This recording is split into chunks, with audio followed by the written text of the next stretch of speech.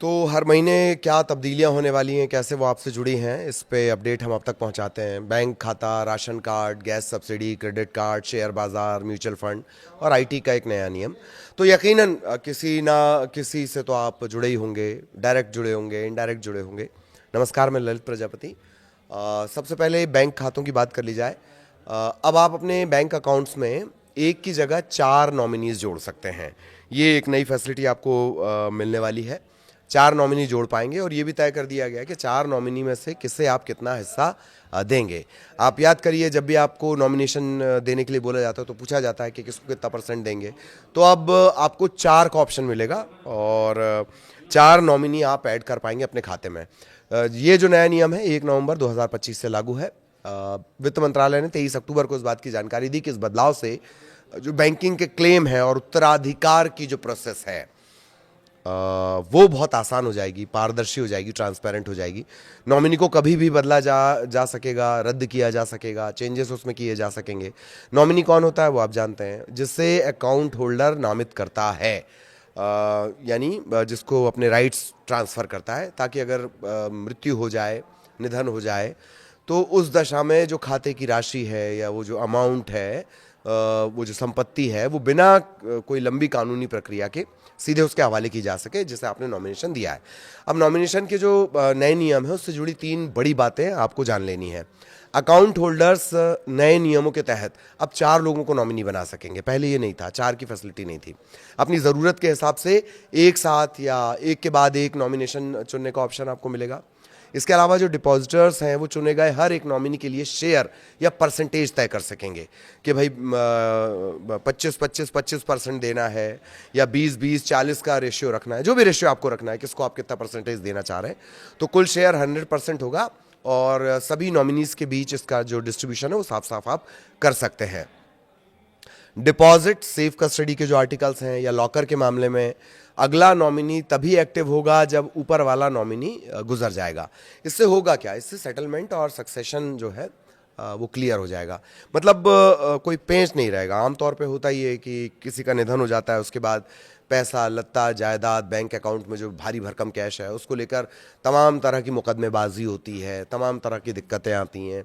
कितने लोगों को कितना हिस्सा आपने दिया, बहू अलग कह रही है, माँ बाप अलग जानकारी दे रहे होते हैं, बच्चे जो हैं वो अलग जानकारी दे रहे होते हैं।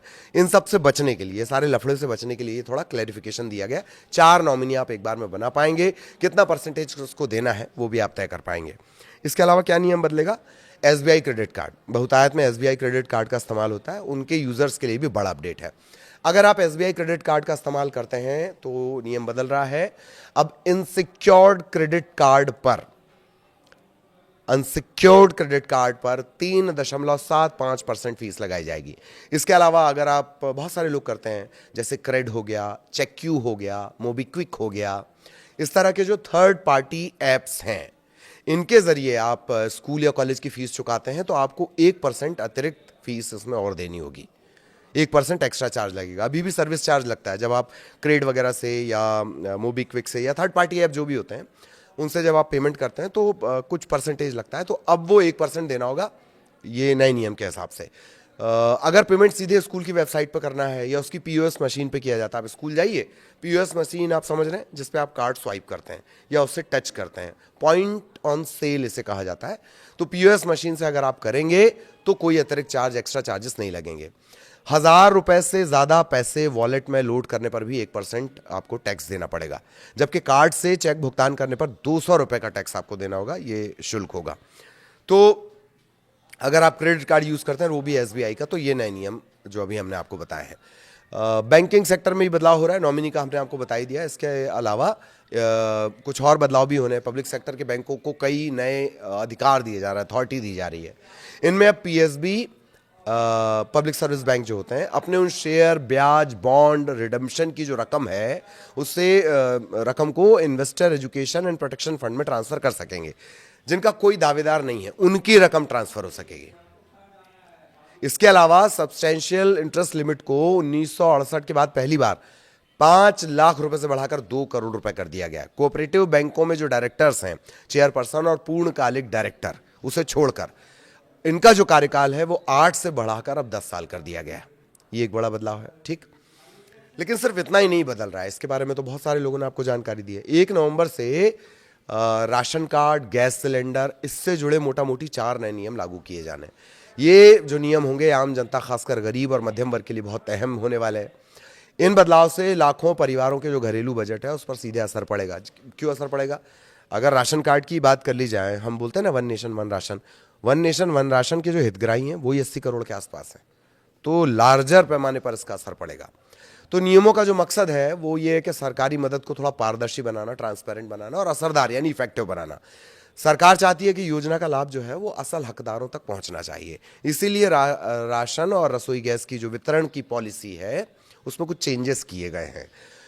1 नवंबर के बाद जो राशन कार्ड धारक हैं और गैस सिलेंडर के उपभोक्ता हैं उनसे जुड़े बदलाव लागू होने जा रहे हैं। राशन कार्ड का वेरिफिकेशन अब अनिवार्य हो जाएगा और गैस सिलेंडर सब्सिडी के लिए भी नए नियम है। आधार कार्ड की अनिवार्यता कंपलसरी।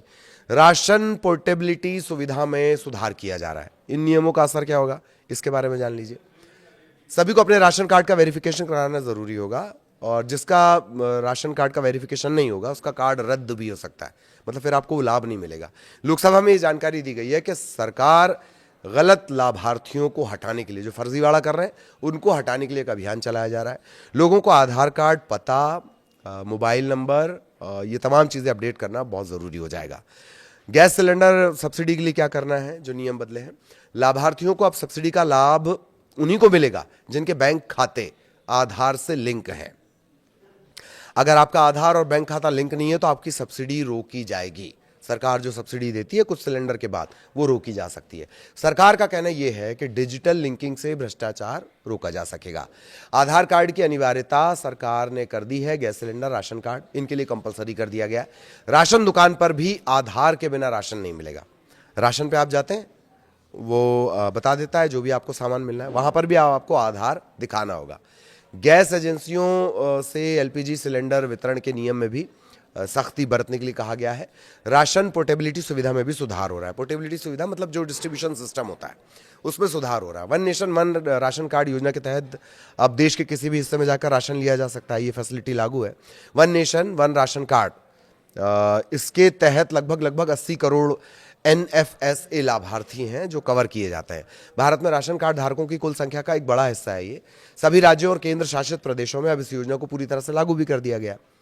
तो इसमें क्या चेंज आया वो हमने आपको बताया है। आधार कार्ड अब इसमें ज़रूरी होगा। प्रवासियों को इससे फ़ायदा होगा। डेटा अपडेट और बायोमेट्रिक ऑथेंटिफिकेशन से सुविधाएं मजबूत हो जाएंगी। गलत नाम, डुप्लीकेट नाम या गलत वेरिफिकेशन वालों के जो फर्जी तरीका कर लेते थे उनके कार्ड रद्द हो जाएंगे। केवल उन्हीं परिवारों को पूरा लाभ मिलेगा जिनकी जानकारी पूरी तरह अपडेट है, मतलब आपका आधार अपडेट है, अकाउंट से लिंक है। सब्सिडी ट्रांसफ़र सीधा जो लाभार्थी है उसके खाते में जाएगी। प्रवासी मजदूर, फुटकर व्यापारी, इनको राशन पोर्टेबिलिटी का लाभ मिलेगा। नए नियमों का सीधा असर कहाँ कहाँ होगा?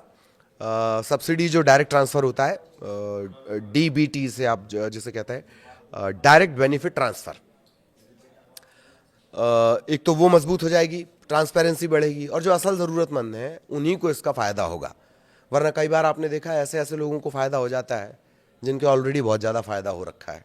ठीक है, बोगस कार्ड जब हटाए जाएंगे तो जो चयनित परिवार हैं, जो ज़रूरतमंद है एक्चुअल, उन्हें ज़्यादा अनाज भी मिल सकेगा। डिजिटल वेरिफिकेशन से फर्जीवाड़ा रुकेगा। ये सरकार के दावे हैं, इसी को लेकर ये पूरे सुधार किए गए हैं। राशन और सिलेंडर लेने की प्रक्रिया सरल हो जाएगी, ईजी हो जाएगी, साफ हो जाएगी। वेरिफिकेशन और लिंकिंग कैसे करना बहुत आसान है।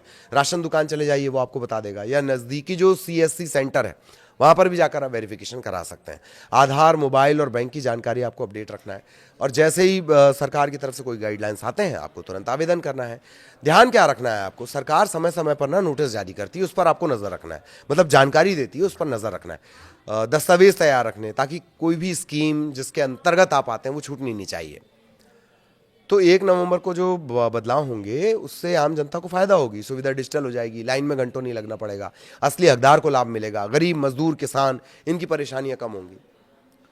प्रवासी जो श्रमिक हैं, किराएदार हैं, असंगठित मजदूर हैं, जिनके पास सारे दस्तावेज हैं, उन्हें ज़्यादा फायदा होगा। राशन कार्ड और गैस सिलेंडर के जो ताज़ा अपडेट हैं, दरअसल सरकार चूँकि समय समय पर नियमों में बदलाव करती है, बदलाव का असली फायदा तभी होता है जब सही पर आपकी वेरिफिकेशन और लिंकिंग का प्रोसेस पूरा हो जाए।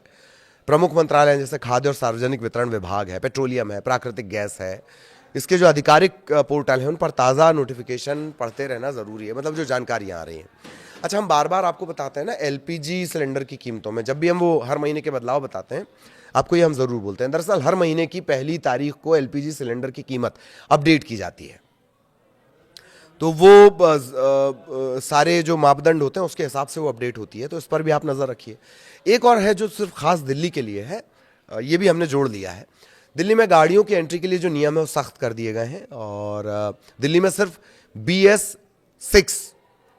BS6 कंप्लाइंट जो लेटेस्ट गाड़ियां आ रही हैं वो BS6 वाली हैं, ठीक ये, और CNG LNG या इलेक्ट्रिक कमर्शियल गाड़ियों को ही एंट्री मिलेगी। इससे पुराने डीजल और जो पेट्रोल मालवाहक गाड़ियां हैं उन पर बैन लग जाएगा। इस कदम का मकसद ये है कि जो पॉल्यूशन बढ़ रहा है, प्रदूषण है, उसे कम करना है और पर्यावरण सुरक्षा को बढ़ावा देना है। इसके अलावा MSME के लिए आसान GST रजिस्ट्रेशन और रिफंड सरकार ने माइक्रो, स्मॉल और मीडियम इंटरप्राइजेस के लिए, जिसको आप MSME शॉर्ट में बोलते हैं, उसके लिए GST का रजिस्ट्रेशन और रिफंड की प्रोसेस को थोड़ा आसान कर दिया है। इससे तेज़ रिफंड मिलेगा। आप GST जमा कर देते हैं, फिर हमको पैसा कब मिल रहा है, इसके लिए बहुत सारा वक्त आपको इंतज़ार करना पड़ता है, तमाम तरह के पेपर वर्क आपको करने होते थे, तो अब वो कम करना होगा। साथ ही आसान कंप्लायंस से जो MSME सेक्टर है उसे बढ़ावा भी मिलेगा। ईज ऑफ डूइंग बिजनेस होगा तो MSME बढ़ेगा, बेसिक चीज़ है। एक और तब्दीली है वो म्यूचुअल फंड से जुड़ी हुई है। सेबी जो शेयर मार्केट, म्यूचुअल फंड, इन सबको डील करता है, सेबी, उसने म्यूचुअल फंड में पारदर्शिता बढ़ाने के लिए गाइडलाइंस जारी कर दी हैं, वो भी 1 तारीख से लागू हैं। नए नियमों के तहत अगर किसी को AMC के अधिकारी, कर्मचारी या उसके रिश्तेदार 15 लाख रुपए से ज़्यादा का ट्रांजैक्शन करते हैं तो कंपनी को ये जानकारी अपने अनुपालन अधिकारी को देनी होगी, ठीक है। ये एक बड़ी तब्दीली आई है। और नया IT नियम, इंफॉर्मेशन टेक्नोलॉजी से जुड़ा एक नियम है। केंद्र सरकार ने IT रूल्स 2021 के तहत बड़ा बदलाव किया है। कंटेंट हटाने का आदेश सिर्फ उच्च स्तर के अधिकारी दे सकते हैं। पहले क्या होता था कि भाई जो छोटे मोटे अधिकारी हैं उनको ललित प्रजापति से प्रॉब्लम है, तो वो दबंगई पर उतर आए थे। पहले सोशल मीडिया कंपनियों को कोर्ट या सरकार के आदेश मिलते ही अवैध कंटेंट हटाना होता था। इसके कारण कई बार जो निचले स्तर का अधिकारी है वो बिना स्पष्ट कारण बताए पोस्ट हटाने का आदेश दे देता था। अब ऐसा नहीं होगा। DIG या उससे ऊपर के अधिकारियों को अधिकार दिए गए हैं। साथ ही किसी कंटेंट को हटाने के लिए पूरा विवरण देना होगा, ये भी कंपलसरी किया गया है। इसमें कानूनी अधिकार उल्लंघन का कारण, URL या जो लिंक है वो शामिल है। मतलब आपको बताना होगा कि अगर ललित प्रजापति का कोई कंटेंट हटाना है सोशल मीडिया से, यूट्यूब से, फेसबुक से, ट्विटर से, क्यों हटाना है भाई, क्या दिक्कत कर रहा है ये एक नया नियम है जो बदला है। तो हमने आपको बताया है कि क्या कुछ तब्दीलियां होने वाली हैं जो प्रत्यक्ष और अप्रत्यक्ष आपको प्रभावित करेंगी। नमस्कार।